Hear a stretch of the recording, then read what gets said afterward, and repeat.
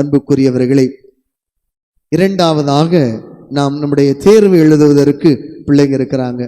எத்தனை பேரில் வந்திருக்கிறேன்? கை தூக்க வைப்போம். 10th 11th 12th நல்லா கை தூக்க வைப்போம். நல்லா வெரி குட். நான் கை கீழே போடுங்க. அப்போ அவங்களுக்கு ஏதாவது கொஞ்சம் சொல்லணும் இல்லையா? எல்லாரும் படிச்சாச்சா? யாரெல்லாம் படிச்சு முடிச்சாச்சு? கை தூக்கு பார்ப்போம்.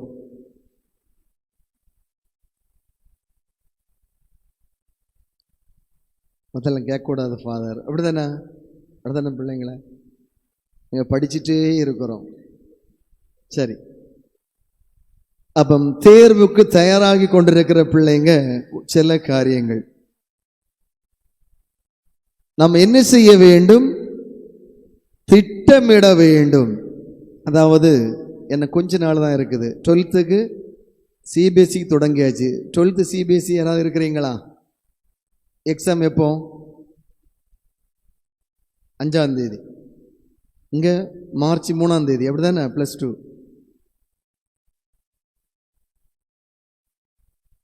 மார்ச் பிப்ரவரி 21 தொடங்குதா? Very good. சரி, அப்போ நாம் எல்லாம் தேர்வுக்கு தயாராகி கொண்டே இருக்கிறோம். இந்த நாள் நம்ம என்ன செய்யலாம்? அது ஒரு ஷெடியூல் போடணும். சொல்லுவாங்க திட்டமிடுங்கள். படிப்புக்கு அட்டவணை போட வேண்டும். நம்ம என்ன செய்வோம்? தெரிஞ்ச பாடத்தை தான் யாரும் படிச்சுட்டே இருப்பாங்க. அப்படி தானே? ரிவைஸ் பண்ணிகிட்டே இருப்போம். அப்படி படிக்கக்கூடாது. எது நமக்கு எக்ஸாமுக்கு குறைந்த நாட்கள் இருக்குதோ அதை நம்ம என்ன செய்யணும்? இப்போ ரிவைஸ் பண்ணணும். அப்போ என்ன செய்யணும்? ஷெடியூல் போட்டுடணும். நீ போய் நீங்கள் ஷெடியூல் போட்டுடணும். உங்களுக்கு பர்சனல் டைம் டேபிள் போட்டுடணும். இந்த இதில் நான் இந்த புக்கை படிச்சிடுவேன் சொல்லிட்டு நீங்கள் ஷெடியூல் போடணும். ஸ்கூலில் டைம் டேபிள் போடுவாங்க, அதெல்லாம் பார்க்க வேண்டிய தேவையே இல்லை. அது நமக்கு ஒத்து வராது. நீங்கள் பர்சனல் டைம் டேபிள் என்ன செய்யணும்? நீங்கள் போட வேண்டும். திட்டமிடுங்கள். படிப்புக்கு நீங்கள் அட்டவணை போட வேண்டும். சரியா? இது முதல் காரியம். இரண்டாவதாக கருத்து தெளிவு இருக்க வேண்டும். அதாவது கான்செப்டை தெரிஞ்சிருக்க வேண்டும். முட்டை மனப்பாடம் பண்ணீங்கன்னா அப்படியே மறந்துட்டுனா சுத்தமாக மறந்துடும். அப்படிதானே? அட்லீஸ்ட் அந்த கான்செப்ட் தெரிந்தால் நாம் என்ன செய்யலாம்? அந்த விஷயங்களை எழுதலாம். அப்படிதானே? சில விஷயங்கள் அந்த கீவேர்ட்ஸ் இருந்தாலே என்ன செய்வாங்க? மதிப்பெண்கள் போடுவாங்க. கீவேர்ட்ஸை தான் பார்ப்பாங்க, திருத்துறவங்க. டீச்சர்ஸ் இருக்கிறீங்களா? இதில் இருக்கிறீங்களா? அப்படி தானே பார்ப்பீங்க. உங்களுக்கு கீவேர்ட்ஸ் தானே கொடுப்பாங்க. வேல்யூவேஷன் போகிறவங்க தானே பார்ப்பாங்க. வேல்யூவேஷன் போகிறவங்க இருக்கிறீங்களா? அப்படி தானே சிஸ்டர்ஸ்? ஆமாம், கீவேர்ட்ஸை தான் பார்ப்பாங்க. மற்ற கதையெல்லாம் பார்க்க மாட்டாங்க. அந்த கீவேர்ட்ஸ் இருக்கிறதா நீங்கள் அண்டர்லைன் பண்ணலாம். அந்த கீவேர்ட்ஸை என்ன செய்யலாம்? அண்டர்லைன் பண்ணலாம். அப்போ என்ன செய்யலாம்? கருத்தை படிக்கணும். நம்ம புரிஞ்சு படிச்சிட்டிங்கன்னா அது மறக்காது. அதுக்கு சிம்பிள் வேர்டு, சிம்பிள் டெக்னிக் என்ன செய்யலாம் தெரியுமா? நாங்கெல்லாம் படிக்கும்போது படிச்சுட்டு யாரையாவது போய் சொல்லி பார்த்துரும். சொன்னால் அது மறக்காது, தொந்தரவு பண்ணிடும். அல்லது இப்போ ஃபோனு தான் இருக்குது. அப்படி தானே? அல்லது நீ ஒன்று படிச்சுட்டு நான் ஒன்று படிச்சுட்டு வரேன்னு சொல்லிட்டு என்ன செய்யணும்? படித்ததை அடுத்த ஒன்றை சொல்லி பார்த்தாச்சுன்னா வாழ்க்கையில் அது மறக்காது. அப்படி தானே? அந்த கான்செப்ட் மறக்கவே செய்யாது. நாம் படித்ததை இன்னொரு ஒப்பிச்சிட்டோன்னா மறக்கவே செய்யாது. நாங்கள் படிக்கும்போது எங்கள் ஸ்கூல் டீச்சர்லாம் அப்படி தான். இப்போ கூட எனக்கு ஞாபகம் இருக்குது. எங்கள் 10ஆம் கிளாஸ் படிச்சிருந்த அறிவியல் டீச்சர் புகழ்ச்சந்திரான்னு ஒரு டீச்சர். கிளாஸில் பாடம் எடுத்த உடனே ஒரு 3 பேர் எழுப்பி சொல்லணும். சொன்ன பிறகு தான் அடுத்த பாடமே அவங்க ப்ரொசீட் பண்ணுவாங்க. சரியா? கான்செப்ட் சொல்லிடணும். 10th ஒரு பாடம் எடுத்த உடனே எழும்பி 2-3 பேர் சொன்னால் தான் அடுத்ததை பாடம் எடுப்பாங்க. அப்படிப்பட்ட டீச்சர் ஆகும். அப்போ நம்ம என்ன செய்யணும்? படித்ததை ஒரு ஆள்கிட்ட சொல்லிட்டோன்னா, அல்ல உங்கள் அம்மா அப்பா சும்மா தான் இருப்பாங்க, அப்படி நான் தொந்தரவு பண்ணலாம். நான் படித்ததை எப்படியாவது உங்கள் அம்மாவிட்ட ஒப்பிச்சிடணும். படித்தாச்சுன்னா அது மறக்கவே செய்யாது. அப்போ கருத்து செறிவு, கருத்து தெளிவு இருக்க வேண்டும். சரியா? நாங்கள் எப்படி தான் படிப்போம். மூன்றாவது ரிவைஸ் பண்ண வேண்டும். திரும்ப திரும்ப படிக்க வேண்டும். சொல்லி பார்க்கணும்னு சொல்லுவாங்க. எப்படி சொல்லி பார்ப்பது? நீங்கள் என்னை படிச்சிருப்பீங்க, அப்படிதானே? தூக்கத்தில் தூக்கம் வராது. என்னை படித்ததை சும்மா சொல்லி பார்க்கணும். டக் டக் டக்குன்னு சொல்லி பார்க்கணும். அப்படி ஜஸ்ட்டு சொல்லி பார்த்துட்டீங்கன்னா எது மறந்துட்டோ ஒன்றில் எடுத்து பார்க்கணும், அல்லது அப்படியே வச்சுட்டு காலில் எழும்பினோன்னு அதை எடுத்து பார்த்தீங்கன்னா வாழ்க்கையில் அந்த கேள்வி மறக்காது. ரிவைஸ் பண்ணுறது, சும்மா எடுத்து பார்க்கறது இல்லை, நம்ம ஜஸ்ட்டு அல்லது குளிக்கும் போதோ எங்கேயாவது நடந்து போகும்போதோ ரிவைஸ் பண்ணுறது, அதான் ரிவைஸ் பண்ணுறது. சும்மா புக்கை பார்க்கறது இல்லை, எங்கேயாவது போகும்போது ரிவைஸ் பண்ணிகிட்டே இருக்கிறது. ஏதாவது வேலை செய்யும்போது ரிவைஸ் பண்ணி பார்க்கறது. மூணாவது. நான்காவது, நல்ல ஹெல்த்தியாக இருக்கணும். அப்படி தானே? நல்ல ஹெல்த்தியாக இருக்கணும், என்ன செய்யணும்? நல்லா தூங்கணும். அந்த நேரத்தில் அவங்க சொல்கிறாங்க 7 to 8 hours இந்த நாட்களில் தூங்கணும்னு சொல்லுவாங்க. நம்ம பிள்ளைங்க இப்போ தான் நல்லா உட்காந்து தூங்க படிப்பாங்க, அப்படி தானே? நல்லா தூங்கணும். 7 to 8 hours you have to take a rest. சரியா? அட்லீஸ்ட் எக்ஸாம் எழுதுகிற போகிற அன்னைக்காவது 8 hours தூங்கிடணும். அன்னைக்கு நல்லா படிக்கூடாது, நல்லா தூங்கணும். 7 to 8 hours. அடுத்ததாக 5வது, மன அழுத்தம் இருக்கக்கூடாது. அப்போ என்ன செய்யணும்? நல்ல ரிலாக்ஸேஷன் டெக்னிக்ஸ், அப்படி தானே? நல்ல நல்ல பிரீத் எக்ஸசைஸ் பண்ணலாம், மெடிடேஷன் பண்ணலாம், 2 minutes 3 minutes, நல்லா யோகா பண்ணலாம், நல்லா விளையாடணும். நாங்கள் தான் பண்ணுவோம் செமினாரில், எங்களுக்கு ஃபார்மேஷனாக தான். நல்லா என்ன செய்யணும்? அன்னைக்கு நீங்களாம் விளையாட போக மாட்டீங்க, நாங்கள் என்ன செய்வோம் தெரியுமா? அன்னைக்கு போய் நல்லா விளையாடிடும். விளையாடியாச்சுன்னா மைண்ட் ஃப்ரீ. அடுத்து படித்து பாருங்கள், நல்லா யாரும் உங்கள்கிட்ட விளையாட விட மாட்டாங்க, நாங்கள் விளையாடிடும். 1/2 hour நல்லா விளையாடினீங்கன்னா நல்ல மைண்டு ஃப்ரீயாக இருக்கும்.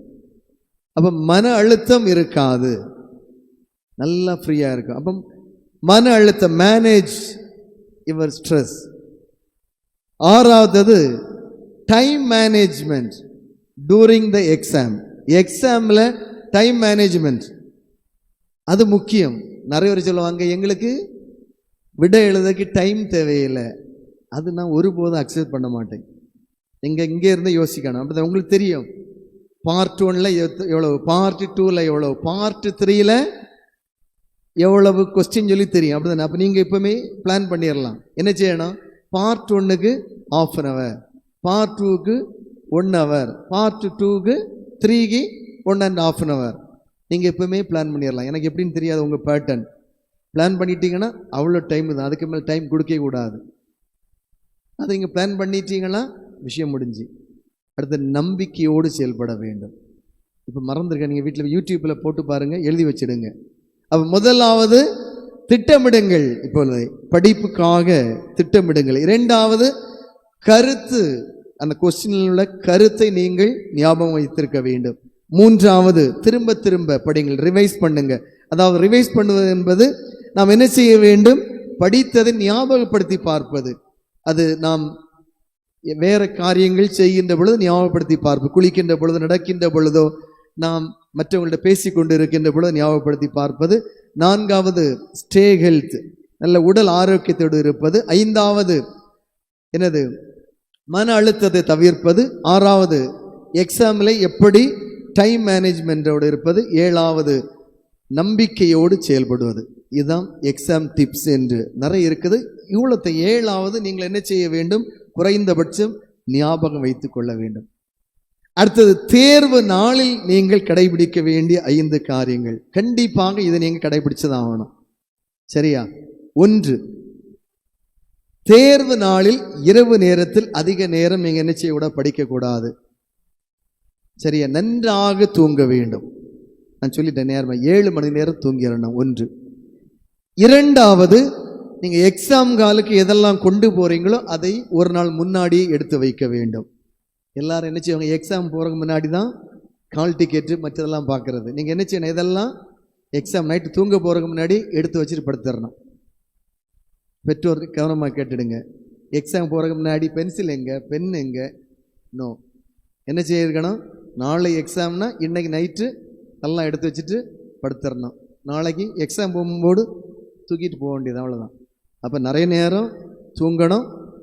எக்ஸாம் போகிறதுக்கு என்னெல்லாம் தேவையோ அதை இன்று இரவே எடுத்து வச்சிருக்க வேண்டும். 2. 3வது தேர்வு நேரம் கால் வரை படிச்சுட்டே இருக்கக்கூடாது. அப்படி தானே? தேர்வு காலில் கால் வைக்கிறது வரை புக்கை பார்த்துட்டே இருப்பான், அப்படி தானே? நல்லா ஜாலியாக போகணும். எக்ஸாம் நேரத்தில் படிச்சோ படிக்க இல்லையோ நம்மளை பார்த்து மற்றவங்க பொறாமப்படணும். இவன் நல்லா படிச்சுட்டு வந்திருக்கான் போலன்னு நல்லா ஜாலியாக போகணும். அப்படிதானே? சிரித்து சந்தோஷமாக போகணும். நான்காவது மிக மிக முக்கியமானது, தேர்வு முடித்த பின்பு அந்த கொஸ்டினை திருப்பி பார்க்கக்கூடாது. நீங்கள் ஞாபகம் வச்சுடுங்க, இது 1000 முறை சொல்கிறேன். தேர்வு முடிச்சாச்சா, அந்த எக்ஸாம் முடிச்சாச்சா, அந்த கொஸ்டினை திருப்பி பார்க்கவே கூடாது. நீ சரியா எழுதினியோ தப்பா எழுதினியோ அந்த எக்ஸாம் ஓவர். அப்படிதானே? நீ பார்த்த பிறகு திருப்பி அங்கே எழுத போறியா? இல்லை. அந்த எக்ஸாம் முடிஞ்சா அந்த கொஸ்டின் பேப்பர் தூக்கி ஒதுக்கி வச்சிடணும், பார்க்கக்கூடாது. நீ பார்க்கணுமா? எல்லாம் எக்ஸாம் முடிஞ்ச பிறகு ஏன்னா பார்த்துக்க. சரி, அதுக்கு முன்ன பார்க்கவே கூடாது. பேரண்ட்ஸ் தயவு செய்து அதில் தெளிவாக இருந்துடுங்க. ஒரு எக்ஸாம் முடித்த பிறகு அதை பற்றி உன் ஃப்ரெண்ட்ஸ்கிட்ட கூட டிஸ்கஸ் பண்ணக்கூடாது. நான் அதுக்கு இதை போட்டேன் தேவையில்லை. ஏன் அப்படின்னா, ஒருவேளை நீங்கள் தவறாக எழுதியிருந்தால் அடுத்த எக்ஸாமுக்கு நீங்கள் படிக்க மாட்டீங்க, அதை பற்றி ஒரு பண்ணிகிட்டே இருப்பீங்க. சரியா? ஓகேவா? அது உண்மை உண்மை உண்மை. அதனால அதை பற்றி உங்கள் ஃப்ரெண்ட்ஸ்கிட்ட கூட விவாதிக்க கூடாது, பார்க்கவும் கூடாது, வீட்டில் வச்சும் பார்க்க கூடாது. அந்த எக்ஸாம் முடிஞ்சா அந்த கொஸ்டின் பேப்பர் வீட்டில் வச்சுட்டு அந்த புக்கையும் ஒதுக்கி வச்சிருங்க, முடிஞ்சு. இது மிக மிக மிக மிக முக்கியம். 5வது, அந்த தேர்வு முடிஞ்ச பிறகு அடுத்த தேர்வு உடனே படிக்காதுங்க, நல்லா தூங்குங்க. இந்த ஸ்கூலில் அடுத்த படிக்க சொல்லுவாங்க தெரியுமா? தயவு செய்து படிக்காதுங்க, வீட்டில் வந்து தூங்குங்க. தூங்கிட்டு அடுத்த எக்ஸாம் படிங்க. சிஸ்டரை பார்க்குறாங்க. ஏன் அப்படின்னு தெரியுமா? மைண்ட் வந்து ஒரு கம்ப்யூட்டர் போல. நீங்கள் டிவி எல்லாம் நிறைய நேரம் ஓட்டுறீங்க, இல்லை மிஷின் நிறைய நேரம் ஓட்டுனா ஆஃப் பண்ணி போட்டிருக்கீங்க, சூடாகுது தெரியுமா? ஏனென்றால் நம்முடைய மைண்டில் அந்த சப்ஜெக்ட் ஃபுல்லாக நிறைஞ்சி இருக்கும். நீங்கள் அடுத்து படித்த அந்த சப்ஜெக்ட் யாருமா? ஏறாது. நல்லா தூங்குனீங்கன்னா அந்த மைண்ட் வந்து ஃப்ரீ ஆகும், ரிலாக்ஸ் ஆகும். அடுத்த படித்தா ஏறும். அல்லது அந்த பிள்ளைங்களை ஏறாது, அந்த சப்ஜெக்ட் தான் திருப்பி திருப்பி வந்துட்டே இருக்கும். எனவே தயவு செய்து அந்த எக்ஸாம் முடிஞ்ச பிறகு நல்லா தூங்கணும்னா அந்த மைண்டு ஃப்ரீ ஆகும். அந்த சப்ஜெக்டில் அப்படியே பேக்கில் கீழே போயிடும், அடுத்த சப்ஜெக்டும் படிக்க முடியும். எனவே எக்ஸாம் தேர்வு நாளில் கடைபிடிக்க வேண்டிய 5 காரியங்கள் நம்முடைய பிள்ளைங்களை கடைபிடிங்க. எந்த ஸ்கூலில் அப்படி உடையிலையோ கூட்டிகிட்டு வாங்க உங்கள் பிள்ளைங்களை. சரியா? உங்கள் பிள்ளைங்க நல்லா தேர்வு எழுதணுன்னா அந்த 5 காரியங்கள். ஓகேவா? எனவே பிள்ளைங்கள் நன்றாக தேர்வு எழுத வாழ்த்துகிறேன். பிள்ளைகளுக்காக தொடர்ந்து ஜெபிப்போம். ஆமீன். தேர்வு எழுத பிள்ளைங்கெல்லாம் பிடித்து முன்பு வாங்க.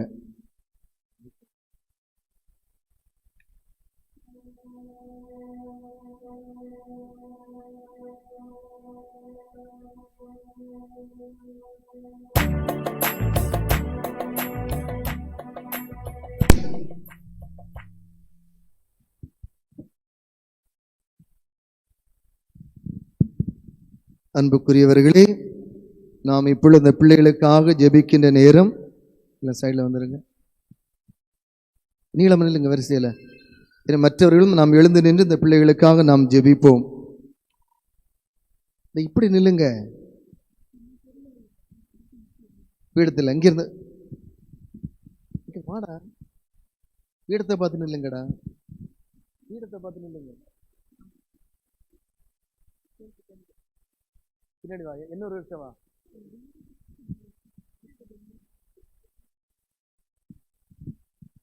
அங்கே பின்னாடி வா, அங்கே தெரியும், நான் அங்கே போய் நிற்கிறேன். பின்னாடி வா.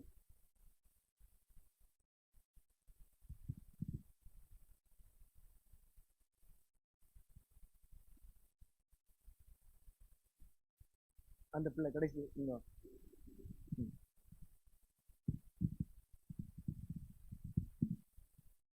நாம் இந்த பிள்ளைகளுக்காக நாம் உருக்கமாக ஜெபிப்போம்.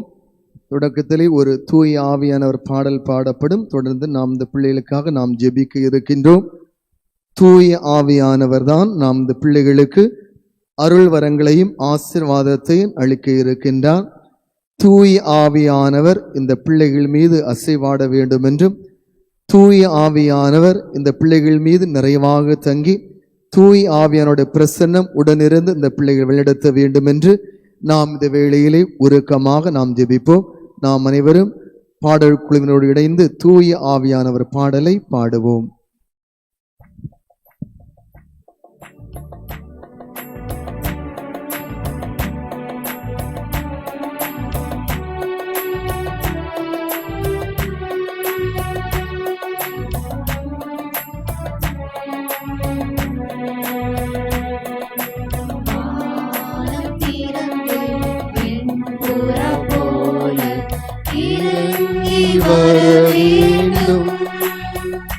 தேவா வல்லமை தர வேண்டும், தேவா வல்லமை தர வேண்டும். வானம் திறந்து வெண்புறா போல இறங்கி வர வேண்டும், தேவா வல்லமை தர வேண்டும், தேவா வல்லமை தர வேண்டும். யோர்தான் நதிக்கரை அனுபவங்கள் அப்படியே இங்கு நடக்கணுமே. யோர்தான் நதிக்கரை அனுபவங்கள் அப்படியே இங்கு நடக்கணுமே. அப்படியே இங்கு நடக்கணுமே. வானம் திறந்து வெண்புறா போல இறங்கி வர வேண்டும், வல்லமை தர வேண்டும், தேவா வல்லமை தர வேண்டும்.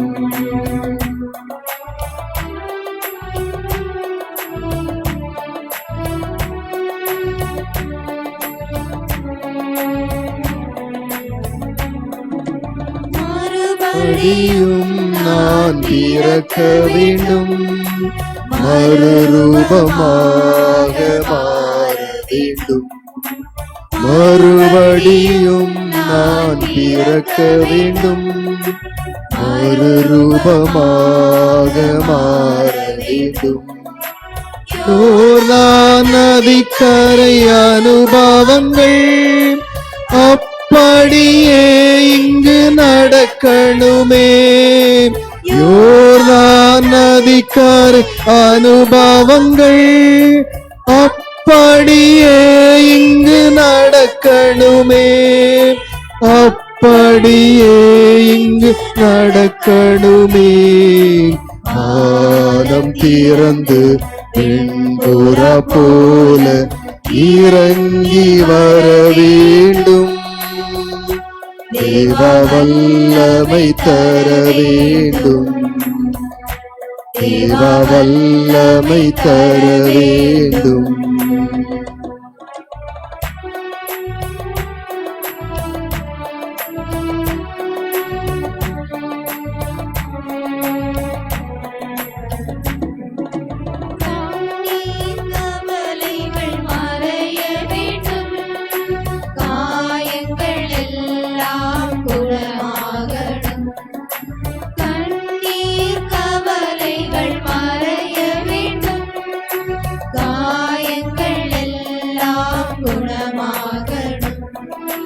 யோர்தான் நதிக்கரை அனுபவங்கள் அப்படியே இங்கு நடக்கணுமே.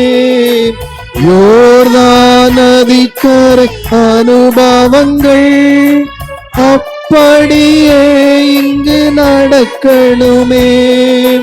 அப்படியே இங்கு நடக்கணுமே. வானம் திறந்து வெண்புறா போல இறங்கி வர வேண்டும், தேவா வல்லமை தர வேண்டும், தேவா வல்லமை தர வேண்டும்.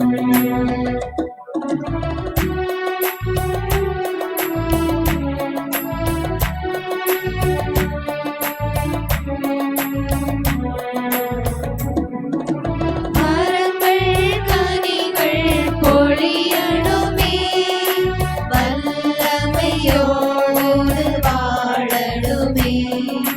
வாரங்கள்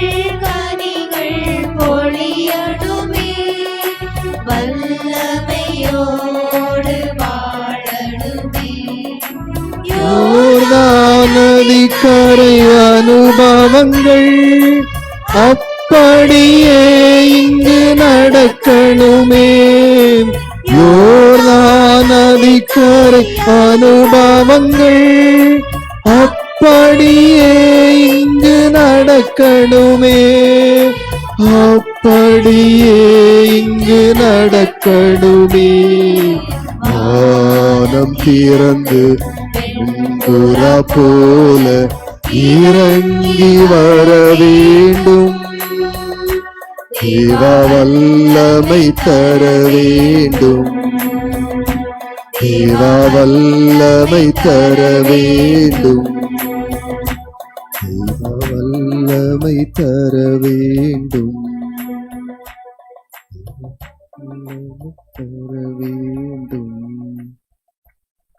அனைவரும் கண்களை மூடி இந்த பிள்ளைகளுக்காக ஜெபிப்போம்.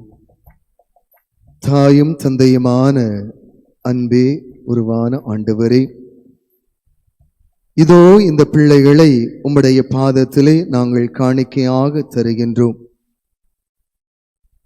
10, 11, 12ஆம் வகுப்பு தேர்வை எழுதி மற்றும் எழுதுவதற்காக காத்து கொண்டு இருக்கின்ற பிள்ளைகளை நிறைவாக நீர் ஆசீர்வதியும்.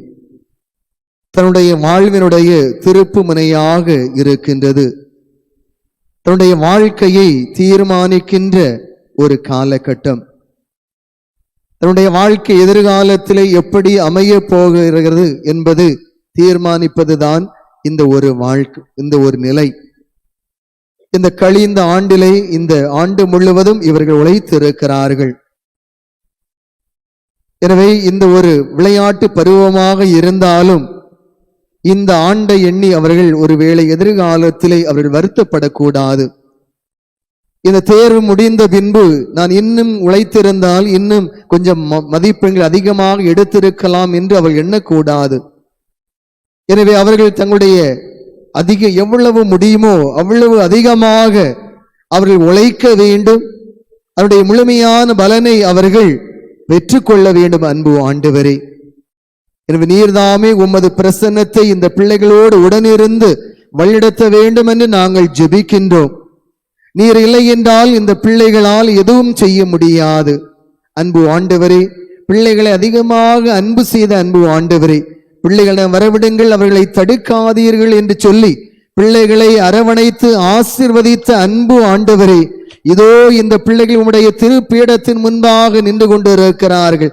அதே போல இன்னும் எத்தனையோ பிள்ளைகள் எங்களுடைய பிள்ளைகள் வர முடியாமல் வெளியூரிலே படித்துக் கொண்டு இருக்கிறார்கள். அத்தனை பிள்ளைகளை நாங்கள் உம்மிடத்திலே காணிக்கையாக தந்து கொண்டு இருக்கிறோம். அனைத்து பிள்ளைகளை நிறைவாக நீர் ஆசீர்வதியும். உம்முடைய தூய ஆவியுடைய வல்லமை அந்த பிள்ளைகள் மீது நிறைவாக பொழியப்பட வேண்டும். ஜெபிக்கின்ற ஞானம், புத்தி, அறிவு அனைத்தையும் அந்த பிள்ளைகளுக்கு நிறைவாக பொழிந்தருளும். அன்பு ஆண்டவரே, ஒருவேளை இத்தனை நாட்கள் அவர்கள் விளையாட்டாக இருந்திருக்கலாம். இத்தனை நாட்கள் அதனுடைய உண்மை தன்மையை உணராமல் இருந்திருக்கலாம்.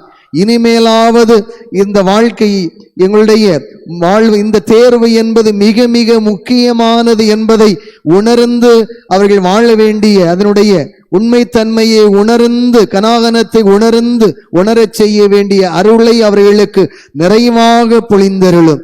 அன்பு ஆண்டவரே, இனிமேல் அவர்கள் படித்தாலும் அவர்கள் நன்றாக தேர்வை எழுத முடியும் என்ற நம்பிக்கையை அவர்களுக்கு கொடுத்தருளும். அன்பு ஆண்டவரே, நீர் இல்லை என்றால் அவர்களால் எதுவும் செய்ய முடியாது. அன்பு ஆண்டவரே, ஞானம் இருந்தால் போதும், எல்லாவற்றையும் செய்யலாம். அன்று சாலமோனிடத்திலே கேட்டான். கேட்கின்ற பொழுது, ஆண்டவரே ஞானம் எனக்கு ஞானத்தை கொடையாக தாரும் என்று கேட்டார். வேறு எதையும் கேட்கவில்லை. ஆண்டவரே ஞானத்தை தாரும் என்று கேட்டார்.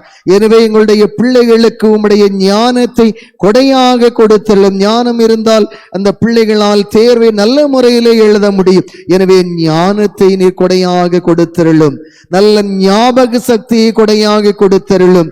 நல்ல சிந்தனையை விவேகத்தை கொடையாக கொடுத்தருளும். நல்ல பகுத்தாராய்கின்ற சக்தி இந்த பிள்ளைகளுக்கு கொடையாக கொடுத்தருளும். அதன் வழியாக அவர்கள் நன்கு படித்து, ஒரு முறை படித்தாலே அதை புரிந்து படித்து நல்ல முறையிலே மனதிலே பதிய வைக்கின்ற நல்ல ஞாபக சக்தியை கொடையாக கொடுத்தருளும். அன்பு ஆண்டவரே, எந்த கேள்வி தேர்வுக்கு வரும் என்ற அந்த பகுத்தாராகின்ற சக்தியை இந்த பிள்ளைகளுக்கு கொடும்.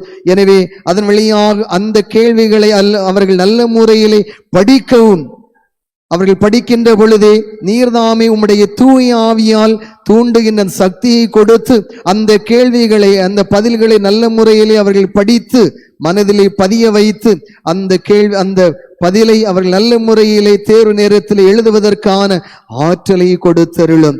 இந்த நாட்களிலே, இனி வருகின்ற நாட்களிலே அவர்கள் வெளியே சுற்றி திரியாமல் இந்த நாட்களிலே பயனுள்ள நாட்களாக அவர்கள் பயன்படுத்த வேண்டிய அருளையும் ஆசிரை நிறைவாக பொழிந்தருளும். அன்று நீர் சாலமோனுக்கு கொடுத்த ஞானத்தை கொடுத்தருளும். அன்பு ஆண்டவரே, திருமுழுக்கின் வழியாக, உறுதி பூசல் வழியாக நீர் பொழிந்த, பெந்தேகோஸ்து நாளிலே பொழிந்த உம்முடைய தூய ஆவியை இந்த பிள்ளைகள் மீது பொழிந்தருளும். அதன் வழியாக இவர்கள் நல்ல முறையிலே தூய ஆவியை பெற்று நல்ல முறையிலே தேர்வைக்காக தயாரிக்க வேண்டிய அருளை கொடையாக பொழிந்தருளும்.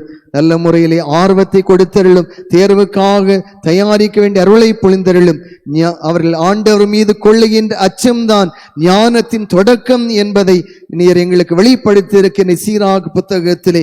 எனவே இந்த பிள்ளைகள் ஒவ்வொருவரும் ஆண்டவர் மீது உள்ள அச்சத்தை கொடுத்தருளும். ஆண்டவர் இல்லை என்றால் எங்களால் எதுவும் செய்ய முடியாது. எனவே ஆண்டவர் எங்களோடு உடன் பயணிக்கின்றார் என்ற ஒரு நம்பிக்கை எங்களுடைய பிள்ளைகளுக்கு கொடுத்தருளும். எனவே நீர் இந்த பிள்ளைகளோடு உடனிருந்து அதன் வழியாக இந்த நாட்களிலே நல்ல முறையிலே தேர்வுக்காக தயாரிக்கவும் வேண்டிய அருளை பொழிந்தருளும். அன்பு ஆண்டவரே, தேர்வு நேரத்திலே நீர்தாமே உடனிருந்து நல்ல முறையிலே திட்டமிட்டு கேட்கப்படுகின்ற கேள்விகளுக்கு நல்ல முறையில் சரியான பதிலை எழுதி அவர்கள் தேர்வு முடித்து மகிழ்ச்சியோடு வெளிவர வேண்டிய அருளை பொழிந்தருளும். அன்பு ஆண்டவரே, நல்ல மதிப்பெண்களை பெற்று அவர்கள் தேர்ச்சி பெறவும், தொடர்ந்து அவர்கள் விரும்பிய படிப்பை அவர்கள் 12ஆம் வகுப்பிலே அவர்கள் பெற்றுக்கொள்ளவும், அதே போல 12ஆம் வகுப்பு தேர்வு எழுதுகின்ற பிள்ளைகள் தங்களுக்கு பிடித்த கல்லூரியிலே பிடித்த பாடத்தை அவர்கள் பெற்றுக்கொள்ள வேண்டிய அருளையும் ஆசிரையும் நிறைவாக பொழிந்தருளும். அன்பு ஆண்டவரை, எங்களுடைய பிள்ளைகளுடைய பெற்றோரை ஆசீர்வதியும். பிள்ளைகளுக்காக உழைத்து கொண்டிருக்கிறார்கள். உள்ளூரிலே, வெளிநாடுகளிலே, வெளி மாநிலங்களிலே உழைத்து கொண்டிருக்கிறார்கள். எங்களுடைய பிள்ளைகள் நன்றாக படிக்க வேண்டும், எங்களுடைய பிள்ளைகள் எதிர்காலத்தில் எங்களைப் போல் கஷ்டப்படக்கூடாது என்று பெற்றோர்கள் உழைத்து கொண்டிருக்கிறார்கள். அந்த பெற்றோருடைய நல்ல மனத்தை அறிந்து உணர்ந்து இந்த பிள்ளைகள் படிக்கவும், அவர்களும் இந்த பிள்ளைகளுக்கு இந்த நாட்களில் உடனிருந்து இந்த பிள்ளைகளுக்கு தேவையான எல்லா காரியங்களையும் செய்து கொடுக்க வேண்டிய அருளை பொழிந்தருளும். அதே போல இந்த படித்துக் கொண்டிருக்கின்ற அந்த பள்ளியினுடைய ஆசிரியர்கள், தலைமை ஆசிரியர்கள் அனைவரையும் நிறைவாக நீர் ஆசீர்வதியும். அவர்கள் இந்த பிள்ளைகளுக்காக எடுக்கின்ற ஒவ்வொரு முயற்சிகளையும் ஆசீர்வதியும். அன்பு ஆண்டவரே, எங்களுடைய பிள்ளை நன்றாக படிக்க வேண்டும், நல்ல மதிப்பெண்கள் பெற வேண்டும், எங்களுடைய பள்ளிக்கு நல்ல பெருமையை தேடி தர வேண்டும் என்று ஒவ்வொருவரும் உழைத்துக் கொண்டிருக்கிறார்கள். அவருடைய உழைப்பை எல்லாம் வீண் போகாமல் அவர்களுக்கும் நல்ல பெயரை வாங்கி கொடுக்கின்ற இந்த பிள்ளைகளாக ஒவ்வொருவரும் வாழ வேண்டிய அருளை பொழிந்தருளும். அன்பு ஆண்டவரே, அதே போல எங்களுடைய பங்கிற்கும் நல்ல பெயரை வாங்கி கொடுக்கின்ற பிள்ளைகளாக இவள் வாழ வளர உமது அருளையும் ஆசிரை நிறைவாக பொழிந்தருளும். அன்பு ஆண்டவரே, உமது அருள்கரம் இந்த பிள்ளைகளோடு உடனிருந்து வழிநடத்த வேண்டும் நாங்கள் ஜெபிக்கின்றோம். அன்பு ஆண்டவரே, நீர்தாமே இந்த பிள்ளைகளை ஆசீர்வதித்து தொடர்ந்து உமது அருள்கரத்தால் நிரப்பியருளும். தேவையற்ற அச்ச உணர்வும் இல்லாமல் தேவையற்ற பயத்தை எல்லாம் நீர்தாமே மாற்றி இந்த பிள்ளைகள் நம்பிக்கையோடு ஆண்டவர் எங்களோடு உடன் இருக்கிறார், நாங்கள் படித்து இருக்கிறோம், எனவே ஆண்டவர் எங்களை உடன் இருந்து காப்பாற்ற வழிநடத்த வருகின்ற நம்பிக்கையோடு எங்கள் பிள்ளைகள் தொடர்ந்து பயணிக்க வேண்டிய அருளையும் ஆசிரை நிறைவாக பொழிந்தருளும். எங்களுடைய கோடி அற்புதர் பதுவை அந்தோணியாருடைய உடனிருப்பும் பரிந்து பேசுதலும் எங்கள் பிள்ளைகளை நிறைவாக ஆசீர்வதிக்க வேண்டும் என்று எங்கள் ஆண்டவராகிய கிறிஸ்து வழியாக மன்றாடுகின்றோம். ஆமீன்.